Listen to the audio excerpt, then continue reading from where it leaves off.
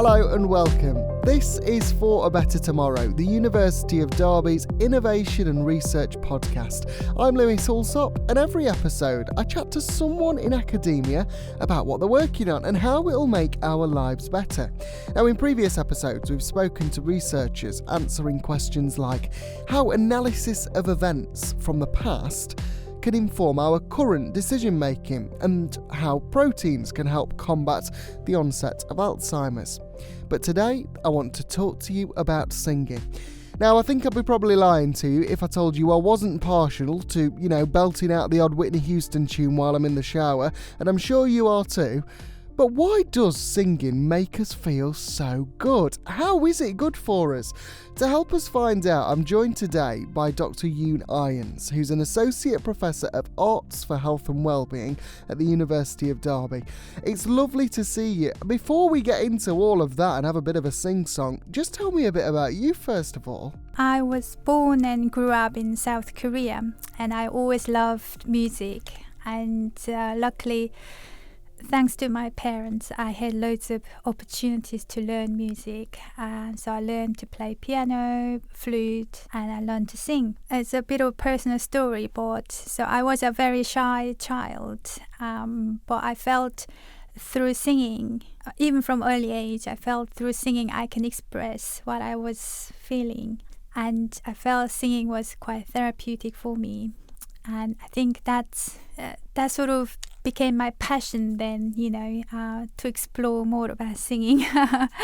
So after graduating from an art degree in South Korean university, I went to Germany to study music therapy. And that's what I sort of wanted to talk to you a bit about today, because obviously now you're in the UK at the University of Derby.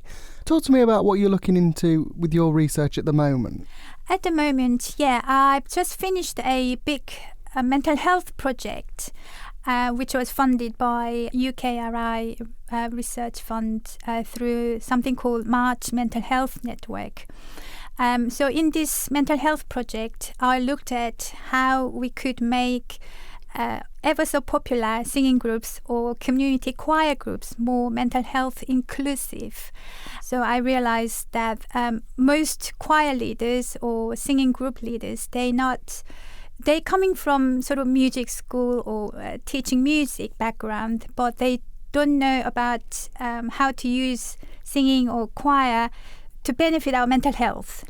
So my project looked at how do we develop some guidelines, toolkits for our singing leaders and choir leaders to apply in their practice. Because not everyone's Adele. We can't all sing perfectly in tune. But I suppose it's not really about that, is it? It's more about feeling good, because is there a link between singing and feeling good? Exactly, yes. So singing is actually whole body experience or activity. When you sing, so you breathe deeper and you hold the breath much longer than in speaking you would do. And also when you sing, our brain produces those all sorts of beneficial neurotransmitters, namely oxytocin, dopamine, serotonin, all those things. So oxytocin makes you feel happy and also close to other people. Oxytocin also, we produce oxytocin when mothers feed babies. When you sing, your brain produces a range of these beneficial neurotransmitters. So therefore we feel uplifted, we feel motivated, we feel happy. Even though we sing sad songs, we feel somehow satisfied or validated. So it's a chemical reaction, I suppose, isn't it? Indeed. Does it matter if you're singing on your own, if you're singing in a group? Does it make a difference? Yeah, so there are some differences in that when you sing with a group, you experience these extra social benefits. So you feel close to other people, you feel belonging, you feel part of the group. And also a lot of our participants told me that, and myself, I know from my experience singing in choir as well, you make friendships easily in a group. in choir especially. And so these things, all kind of social benefits, making friends, maintaining friendship, that happens through choir, through group singing. But when you sing alone, that also is good for you. As I said, it gives you aerobic exercise. It's your brain still probably produce all those neurotransmitters, but you won't necessarily get these social benefits. I must say, I always feel better after a bit of a sing-song in the shower in the morning. Yeah, exactly, yeah. I know a lot of people say that. Yeah, you still experience some kind of uplifting, happy, you expressed yourself. So let's talk about singing in groups. What are you trying to understand about that? And like you say, about how choirs and choir leaders in particular, I suppose, can help to understand people's mental health and actually to improve it. Yeah, so with our project, we developed this toolkit to help support choir leaders, singing group facilitators to promote better mental health by applying this set of guidelines, set of skills, set of knowledge. So when you speak about these guidelines, what sort of things are in this sort of list? So may I invite you to check out our website called singingsidebyside.co.uk. Yeah, so we developed these guidelines toolkits through working with experienced singing leaders and also mental health experts, psychologists. And our guideline applies the NHS endorsed 5 ways to well-being. So there are 5 ways promote our well-being, mental well-being, and these are: connect with other people, be active, take notice. So taking notice of your feeling, or taking notice of how other people are doing, taking notice of changing color of trees, and learning, keep learning, yeah. And the last one is give. So through group singing, you can achieve these 5 ways to mental well-being quite easily. And in this toolkit, we articulated how to address these 5 things through group singing activities. I suppose singing's one of those things that, unless you do it professionally, you don't think about it very often. But actually, we probably all do it every day. I suppose in this podcast, we're looking at how university research can help normal run-of-the-mill people in their daily lives. And actually, just having a bit of a sing-song with your mates can make you feel better. Yeah. Yes, indeed. So my other current research is helping people living with Parkinson's through singing in particular, because Parkinson is a neurodegenerative condition that affects all kind of movement in your body. So something like speech or speaking involves lots of muscle movements, muscle activities, yeah. So people with Parkinson's will experience difficulties with speaking and really the basic needs communicating with other people. And in my research, we found that group singing can help them in terms of improving their communication, their speaking, as well as their mental health. So that's my passion, helping old adults living with Parkinson, a very difficult condition. And when you speak about, obviously, Parkinson's, like you say, it is a difficult condition for people to come to terms with. Maybe not necessarily just the person who's suffering physically from the condition, but the people around them as well. So can singing help those people as well, the wider group that this condition can affect? Yeah, very good question. So in our research, we found that the carers, often their spouses or partners, they come along to our singing sessions, and they found that they can have really good time with their partners when they're singing.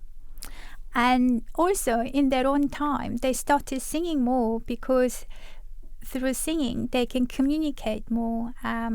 So the person with Parkinson will have a difficulty to express their needs, but once there is a song, they can sing those words clearly and that comes quite easy for them. That because music, the song has rhythm and melody and those lyrics. So the rhythm helps our brain to organize those necessary movements to make a sound. And so when we are singing a song, especially in people with Parkinson's, they can easily put these words together without them thinking hard or trying hard. So, and it's also enjoyable exercise too for them. It is, isn't it? My uncle's got a stutter, and one of the ways that he deals with it is with tapping, and that's all to do with the rhythm as well, I suppose, isn't it? And like you say, it's that brain, it's helping your brain to just work everything out. Yes, indeed, yes. So it's amazing what rhythm does for us, actually.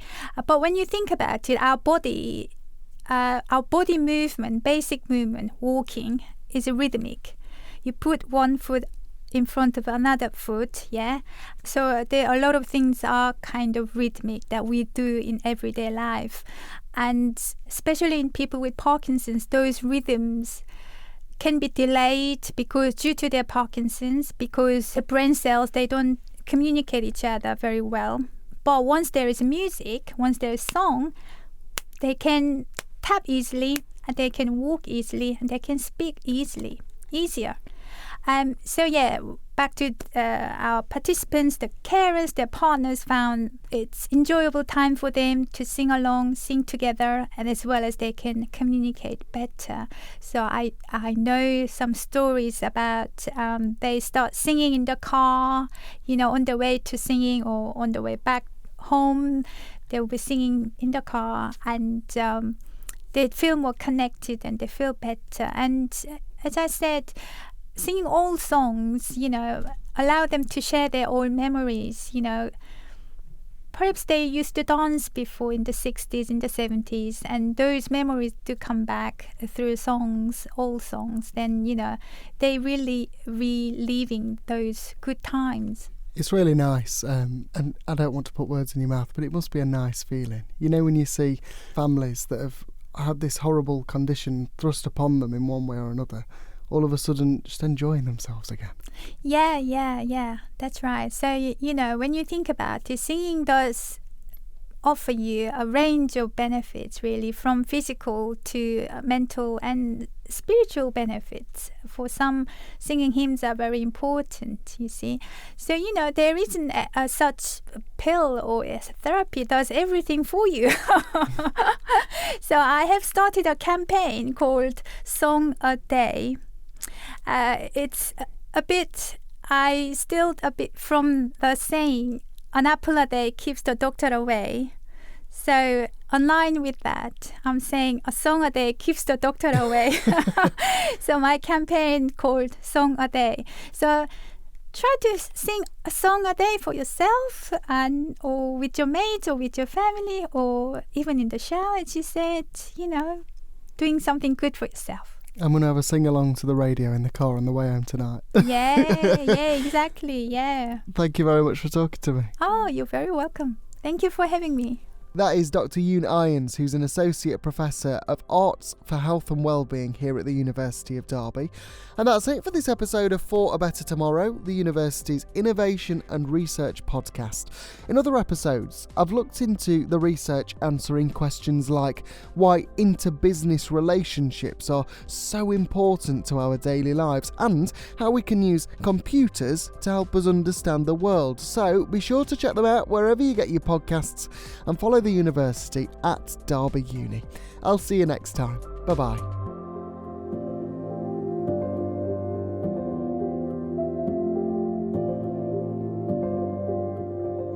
For a Better Tomorrow was presented by me, Lewis Alsop, and produced by myself and Dr. Dahi McMahon in the School of Arts for the University of Derby.